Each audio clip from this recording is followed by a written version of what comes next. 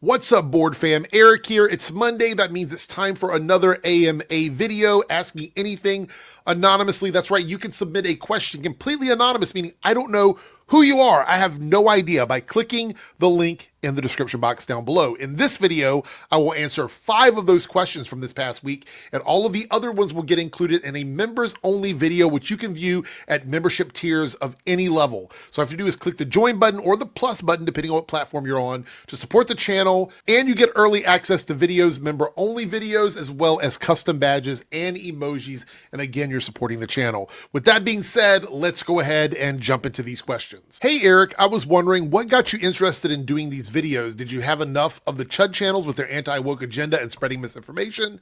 Also, would you debunk or review these channels, JDA Talks Comics and Mecha Random 42? Love the content. Keep it up. And as you guys can see in this new iteration of the forum, I ask if they're a channel subscriber. That's because I want to know if I'm talking to somebody who is subscribed to the channel or somebody who isn't. And the reason why is that helps me determine whether or not the question is legitimate or not legitimate. It's sort of a litmus test thing, but it also kind of relies on them being honest. So we'll see how it works. It may or may not matter at all. I don't know. All right, so what got me interested in doing these videos? I've talked about this on the showcast many times. I think I've talked about it on my own personal streams. But I was actually watching the series She-Hulk, and I enjoyed the show. Wasn't my favorite. It did have issues. There are problems with it. None of the problems were results of anything the Chud channels were saying. It wasn't about a woman being the lead character. It wasn't about writing and comedy and all that. None of that was the issue with the show. There were some problems with the show. None of those were the issues. And so when I was making videos talking positively about She-Hulk, I was getting overflow chuddy stuff from those channels in my comment section, to the point where they were literally harassing my subscribers of my Eric's Reloaded channel, which was my main channel. And I didn't really have another channel. Well, I had a secondary channel where I was doing stuff for promotional stuff for my DJing business, but that was my main YouTube channel. So they were harassing people over there, and it really did affect my channel pretty heavily with a lot of negativity.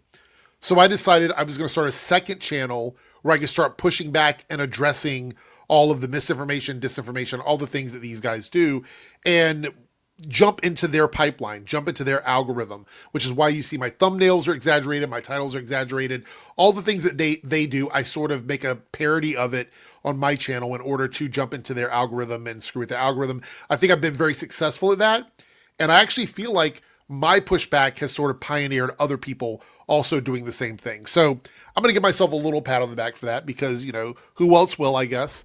But yeah, that's why I started doing it, simply for that reason.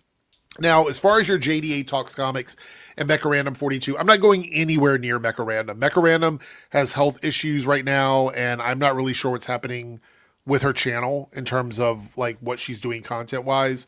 But I'm like, I'm not going to pile on to other stuff that she's got going. And honestly, I don't think she has a big footprint in the Chud space anymore. I don't think people really watch her content like that anymore. I could be wrong. Let me know in the comments if I'm wrong, but I don't think so. And John Della Rose thrives off of attention. He has a fetish for any attention he can get, whether it be good, bad, whatever. So even if you talk negatively about him, he's going to like it, because he's like, yes, more daddy, more. Because that's what he likes. He loves to hijack any conversation about himself. There's people bringing up the all this stuff like restraining orders and things like that. All of that stuff gets brought up, and he just continues to get in that comment section and talk about this stuff. He's got a group of people that are going to support him no matter what he does. And you're going to see a lot of that in the right-wing space. There's just people in that space who could literally do almost anything, and the people that support them are going to continue to support them. And JDA is one of those people. He's got a bunch of really awful people that support his content, and he's going to keep making his content and promoting his content in that circle, in that space. So I don't know if I'll ever cover him or not. I think I've done like 1 or 2 videos on him in the past, but I just don't see any reason. There's no benefit to call him out on his stuff, simply because the people who watch his content know what they're signing up for. They know why they're there. I'm more concerned with the channels that grew their audience under one thing and then changed and flipped around and started doing Chud content. JDA has been doing it from the beginning. He's been doing Chud content from the start, as far as I know. So the people that are there for a reason.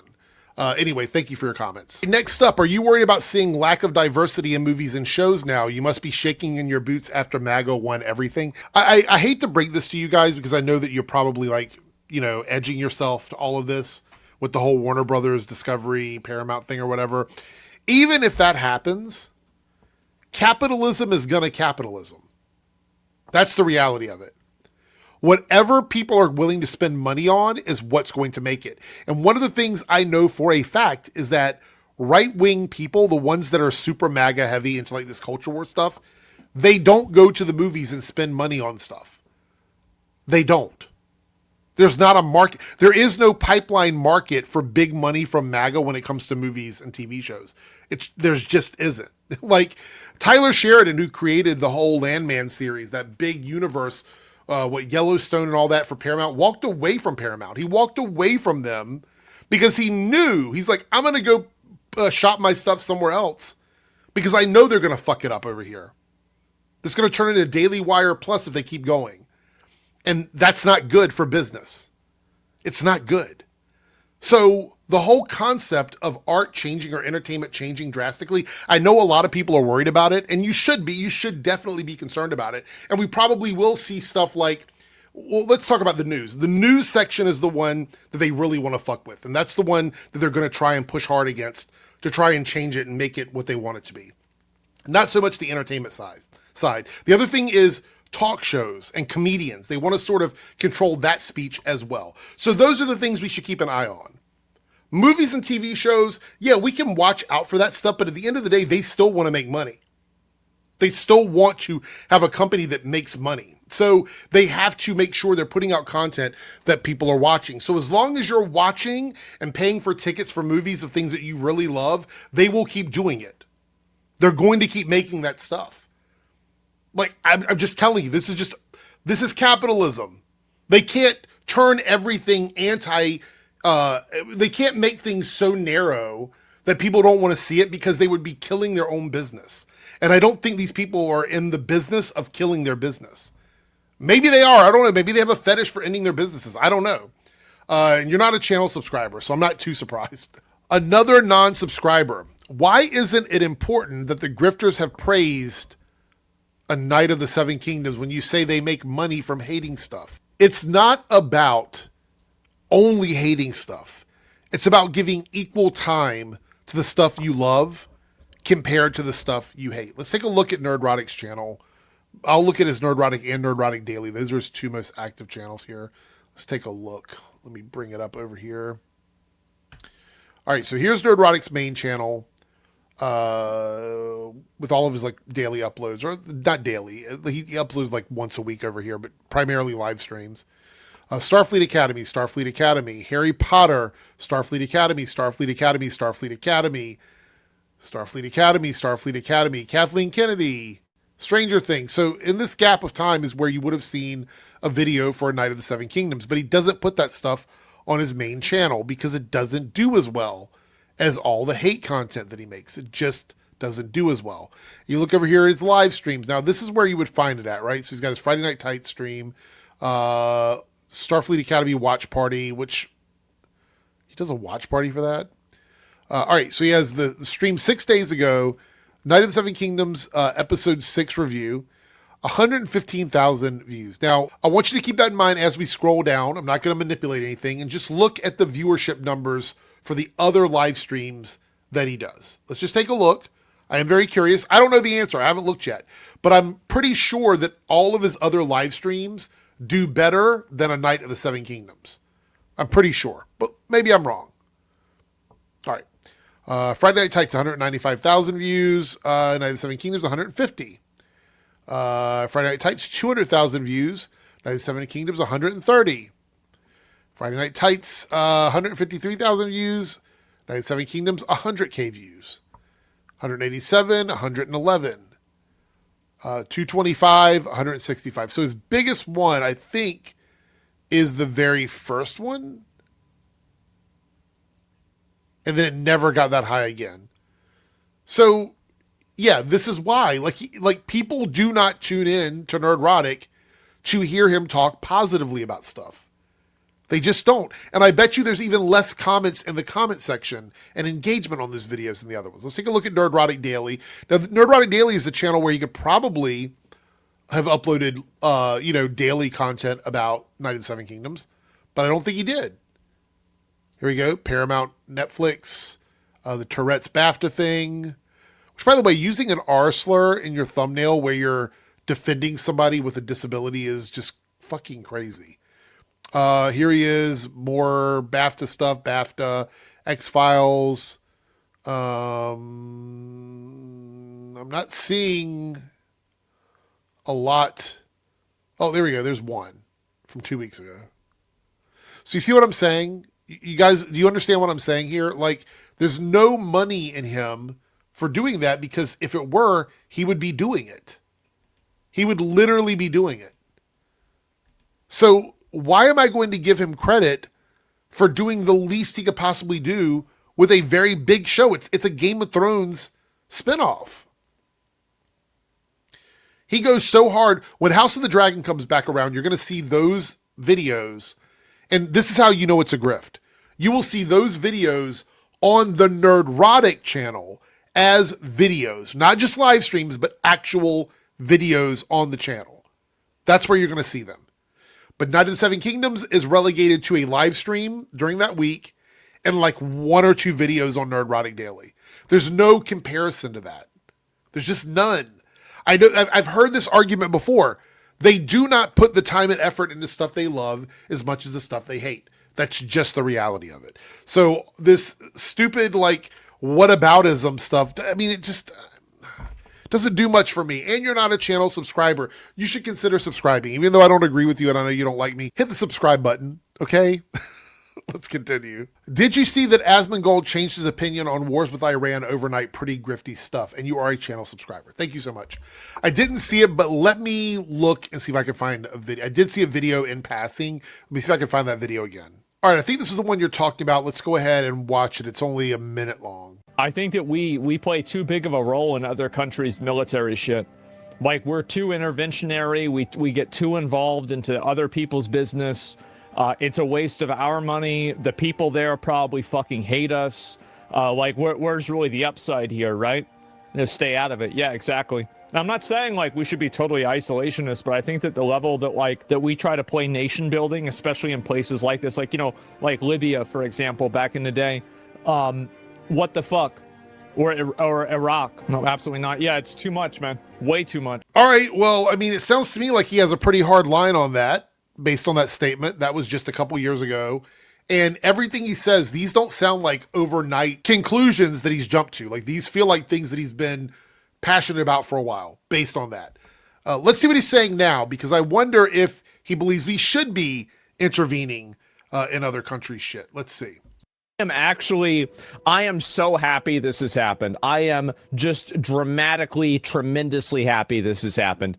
I know that, obviously I've talked about it for a long time, about how big of a problem Iran is and everything. I was a big supporter of us bombing them before, and now we're bombing them again. And this is just amazing. Amazing. Wow. Okay. Yeah, this is flip-floppery. You know what? It doesn't really surprise me. I've seen a lot of MAGA people overnight change like very strongly held positions when it comes to intervening in other regimes and changes of power in other countries. Trump ran on a peace ticket, no new wars. And you might say, well, it's not technically a war. Yeah, I mean, yes, by definition, it's not.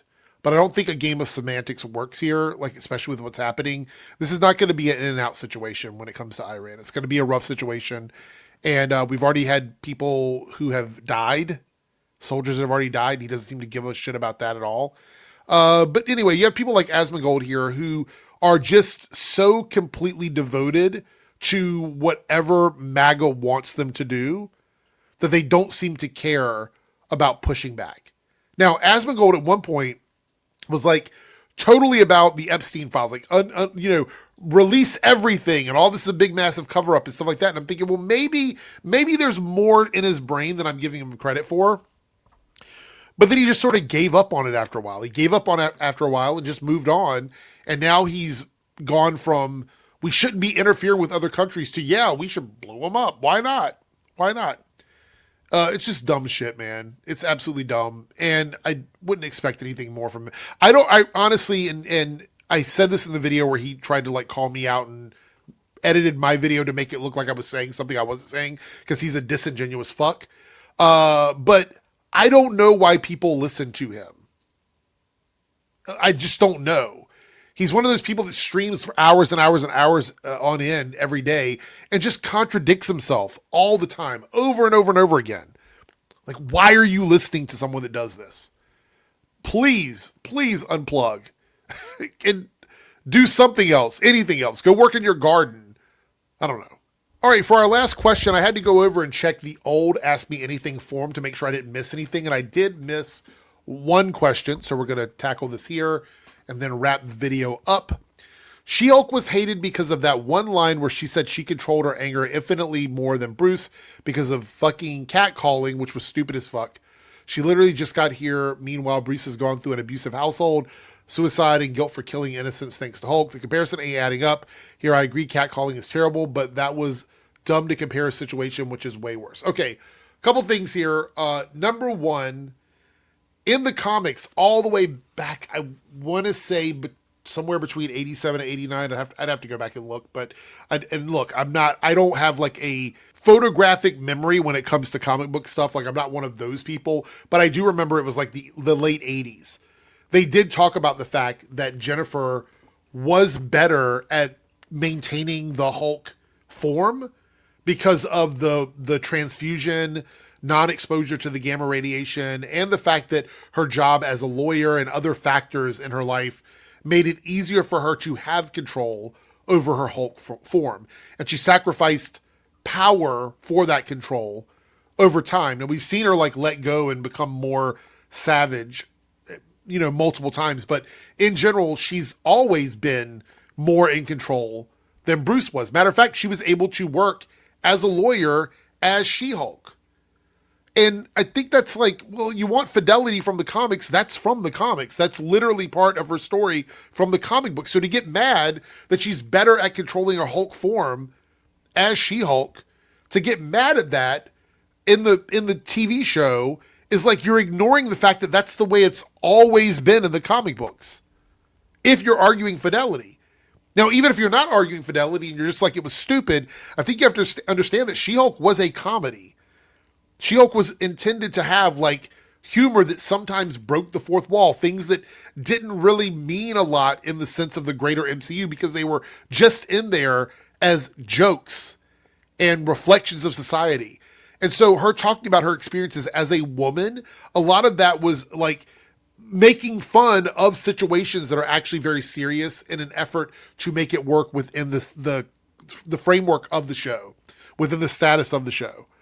And I think a lot of people that were watching it, especially the guys that were watching it, felt, well, I say a lot of them, the ones that feel the way you do here, feel very threatened by the fact that a woman could possibly be better at something than a man is. And you're looking at every single microscopic reason why that could be.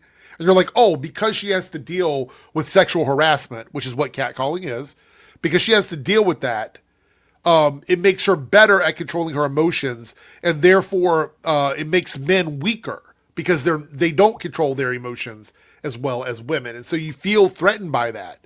You're like, well, that doesn't make sense to me. He went through all these things. Yeah, he processes it different than she does. And she's giving a specific reason why. Now, that might not be the only reason. It's just one of the reasons she gave in the show. But I think there's this threat to masculinity when women affirm themselves in a way that makes men feel like something they do isn't as good as a woman. It's just really weird because men are also the ones that are like, well, women are better at raising children and women are better at doing certain things in the household. Like, you're willing to give women some concessions on things that you look at as less than or not as important as what men do. But the minute a woman comes around and she's like, hey, I can do something better than a man can in this particular instance, it's like you're looking for a reason to like talk down to them or pretend that they're not as good. It's just really fucking weird. I don't know. I mean, if you go back and you watch the show, you can see that there's a lot of jokes in there that just didn't land if you're an incel. Like if you're an incel, if you're a fucking incel, you're going to be like, oh, well, these aren't jokes. This is real serious shit, and we have to go after it. It's a fucking comedy. And the fact that so many guys, like a lot of you guys wanted your safe spaces from She-Hulk. Can I please put me in my safe space? Because women doing shit threatens my masculinity. Like, it's just really weak. Like, one thing about the gay community is we actually like to see, powerful women really owning who they are and being the best versions of themselves. And it really sucks that so many women cannot, especially a lot of cisgender straight women who are looking for a partner or a friend or somebody they can connect with who is a man. They can't get that because so many straight men, so many cisgender men are threatened by women that they become adversarial to women. And that's crazy to me. Well, why are you being an adversary to women? Do you not like women? I asked this question straight up. Like, do you not like women? Because the issue I find here is that if you did like women, you would want women to be treated like queens. You would want them to be the best versions of themselves. You would want them to strive to be better. It's really weird because there's also the transphobic edge to it. Like, you keep arguing that women in sports are threatened by trans women because of some sort of advantage. So there you're like, oh, we have to take care of women because women need to be the best they can be. But then you have a situation in this show where you had a woman who was better at controlling her emotions than her male counterpart. And you're like, no, that's impossible. Literally impossible. Worst show ever. Like, that's just it's a crazy hill to die on. I'm sorry. It's a crazy hill. All right, with that being said, thank you guys so much for tuning into this video. Don't forget, if you would like to see more questions answered, you can become a channel member, even at the lowest tier, and get access to that video as well as early access to other videos, custom badges, custom emojis. Just hit the join button down below or the plus button, depending on what platform you're on, to become a channel member today. Thank you so much, and I'll see you in the next video.